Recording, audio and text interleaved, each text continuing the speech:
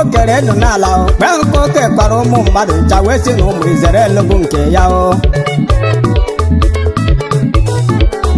n'ihi na Chineke laikere ha n'ihi na Chineke juzuru ha ụmụ ụwa na-ewesara ha iwe ụmụ ụwa wee kwa ha si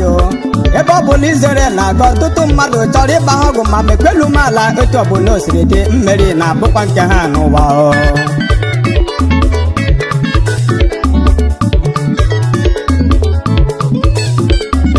omenala nke ụmụ Igbo